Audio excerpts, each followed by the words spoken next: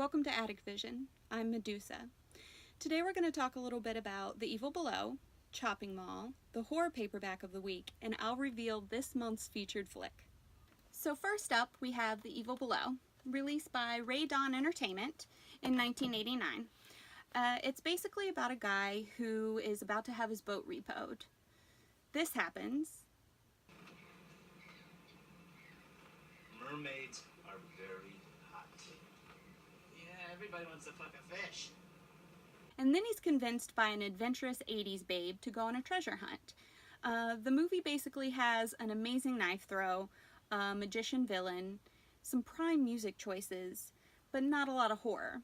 If you're familiar with the kind of releases that Ray Dawn did, you're going to want to track this down. I happen to love them. But if you're looking for something more true to the horror definition, don't try too hard to track this one down. The cover is quite deceiving. Next up we have Chopping Mall on Lightning Video. Chopping Mall was originally released in 1986, directed by Jim Wynorski, who is also known for his work on 976 Evil 2, as well as Deathstalker 2. Chopping Mall has so many notable actors in it. Allison is played by the gorgeous Kelly Maroney, who is also known for her work in Night of the Comet. Susie, whose demise is totally brutal, is played by Barbara Crampton. She's also known for titles like Reanimator and From Beyond. Mike's brief but outrageous gum chewing is played by John Terlesky, who's actually also Deathstalker in Wynorski's Deathstalker 2. Chopping Mall is about a new security system that goes live in a mall while some teens are partying after hours in a furniture store. The killbots proceed to neutralize several of the teens, and it's a total blast. If you're crazy and you haven't seen it, I definitely recommend doing so. The paperback I'd like to talk about this week is Teddy. Published in 1980 by Bantam. It's written by John Galt and Ian A. Stewart. Teddy's one of the rarer paperbacks that I own. It's a novel based on the screenplay, The Pit, from 1981. It's somehow even darker and focuses obviously a lot on the relationship between Teddy and Jamie. Even though I absolutely love The Pit, I think the book is even better. If you haven't seen The Pit, I definitely recommend stopping and going and watching The Pit. Teddy is, of course, a larger role in the book. He's depicted as speaking aloud rather than like in Jamie's mind, like in the movie.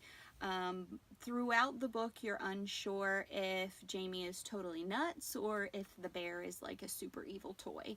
The whole head movement thing that happens in the movie doesn't happen in the book. The book is structured quite differently. Obviously, it goes in depth with several of the scenes that we only get to see briefly in the movie. The opening scene, for example, is presented quite differently in the book between Jamie and Freddie and Christina. It's solely at the end of the book, and what Jamie does to Christina after pushing Freddie into the pit is quite terrifying.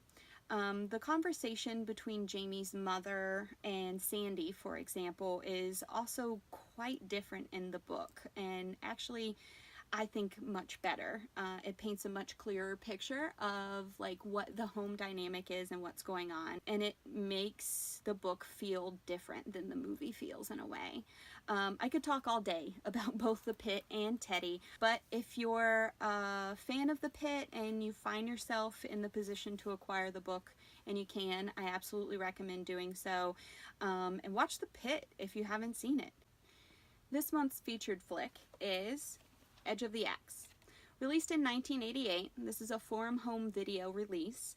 For my next video, I'll actually be watching it with you guys in its entirety, so keep an eye out. If you've seen, love, or hate any of the titles that I've talked about today, or if you want me to show or talk about something in particular that's maybe hard to find, let me know in the comments. Don't forget to subscribe. Follow me on Instagram. It's linked in the show notes.